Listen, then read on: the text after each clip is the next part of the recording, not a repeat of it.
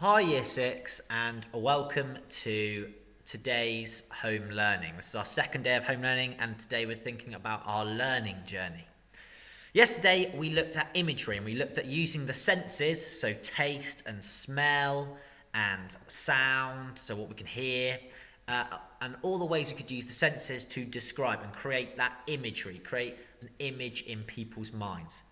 And today we're going to look at another way we can create imagery, or how we can go even further than just using the senses, but we can use something called figurative language. And figurative language is where you use a word or a phrase that you don't normally use in every day, and you give it a literal meaning. So writers use figurative language to make their work interesting and dramatic. And it's not like literal language that has its facts. It often uses words that we might not often use to describe something. So, and that really helps create a vivid, bold image in the writer's mind. Now, there are four kinds of figurative language we're going to look at today, and they are similes. So we're going to look at similes, and I know some of you at home already know what a simile is. You're going to look at metaphors. Again, I think both classes have looked at metaphors before.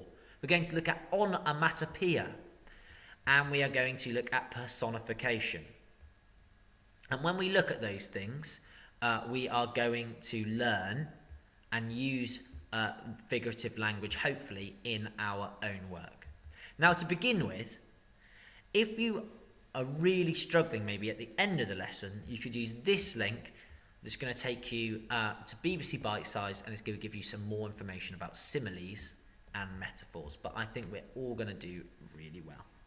So let's start with similes. Well, a simile is something that compares two different things in an interesting way. So the object of a simile is to spark an interesting connection in a reader's or listener's mind. So often you are comparing two different things and they're very different, but you're making them sound like they're quite similar. Or you're comparing something with something that it definitely can't be, but this helps create a really vivid image. And you'll use words in a simile such as like or as. So here we could think of our own similes. Underfoot, the moss was as soft as. Well, what could the moss be as soft as? Here's another one. The tree trunks stood like. Well, what could the tree trunks stand like? And the moss covered the forest floor like a. Can you pause the video and have a go at maybe thinking about those three sentences and similes you could write? Quickly pause the video and have a quick think, and then we'll see ones that I put. Okay, I'm gonna see the ones I chose. Okay, let's have a quick look. The forest was as quiet as the beginning of time itself. The green moss covered the floor like a blanket. What simile did you come up for the other one? The tree trunk stood like massive arrows pointing up towards the sky. Can the tree trunks actually be arrows? Of course they can't, but it helps create an amazing image in your mind. Underfoot, the moss was as soft as a blanket or as a pillow. And can the moss be a pillow? Well, no, of course it cannot, but it helps create a really interesting image in our minds. So that's similes. It compares two different things, and it often is where we say something is like something or something is as something else. Okay, let's move on to metaphors then. Rather than saying something is like something else, metaphors say something is something else. It describes something as something else. So here, could we think of describing these two sentences as something else? So the forest branches were. What could the forest branches be? And the ancient stones were sleeping. Well, how could the ancient stones be sleeping? Okay, pause the video and having a go at the metaphor. Okay, now let's see what I've put. I put, the forest was a maze of gnarled and weathered branches. Can the forest actually be a maze? No, but that's a great metaphor.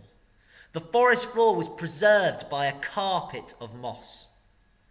Okay, is is the forest floor actually a carpet? No, of course it's not, but it just gives that great description in our minds. Okay, let's look at the third thing. Well, onomatopoeia. So onomatopoeia is a word that imitates the sound of the object or action it refers to. So we've got crack, crunch, whisper, drip. All those words make a sound that almost sound like the action of it happening. So if we heard a crack, it almost sounds like that word. Or a crunch, or a whisper, or a drip. All those words sound like you hear them. And that's what onomatopoeia is. Could you think of some more words, maybe, that imitates the sound of the object or action it refers to? I've got one. What about bang? That could be a word for onomatopoeia, because it sounds almost like we hear it. Can you pause the video and maybe think of some words of onomatopoeia for this tree? Okay, well done. And as you can see here, I've put some onomatopoeia in sentences to show you how it sounds in writing. The cracking of the dead tree's branches broke the silence. Okay, what word in there do you think uses onomatopoeia? That would be right, cracking. Or the icy wind whispered through the trees. Again, which word do you think uses onomatopoeia here? Exactly, whispered. It almost sounds like a whisper. And that is fantastic. That's a really good piece of figurative language we can use in our writing to help us create those vivid images. And finally, we have personification, which gives nature human qualities. Any personification gives the thing you're talking about a human quality. And here, from this picture, we can show it's going to be giving the nature human qualities. So, could you ever think about maybe these sentence starters and then think about some personification you might use? Okay, so have a think. The wind sang. What human quality could we give to the wind singing? Or, as he wandered aimlessly through the forest, the icy wind. So think about those two sentence starters, and how could you give the wind a human quality, or how could you give the wind singing a human quality, and how could you give the icy wind a human quality as well? So you've got to think about those two sentences, and could you give them human qualities, or the things we're talking about human qualities? Stop the video and have a go, and then we'll go through mine.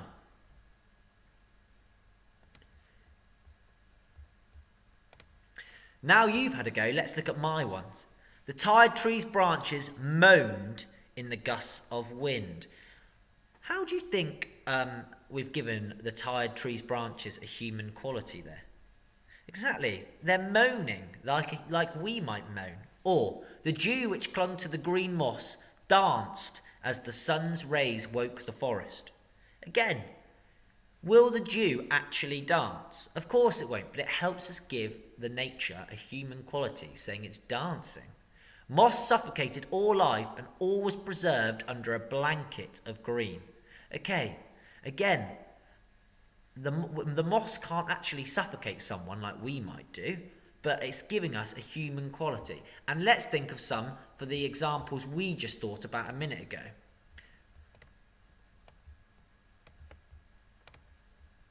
Okay, let's have a look. The wind sang in a deep tenor voice. Again, the wind cannot sing like a tenor, but here we're giving it a human quality. As he wandered aimlessly through the forest, the icy wind roared loud over the trees. So can the wind actually roar? Of course it can't, but that's personification. It gives things a human quality. Okay, so now we've discussed personification, metaphors, onomatopoeia and similes. You're going to have a go at trying to use some of this figurative language in writing. And you're going to, like I have here, describe your own picture. So here I have one of the pictures you could have chosen from yesterday, and this is the picture you're going to use to describe. And at the top, I want you to try and write a couple of similes for the picture. For example, you might write something like,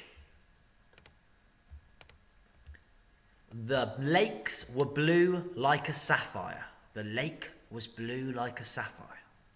Okay, that is comparing the lake to a sapphire, and that's a simile because it's two direct comparisons.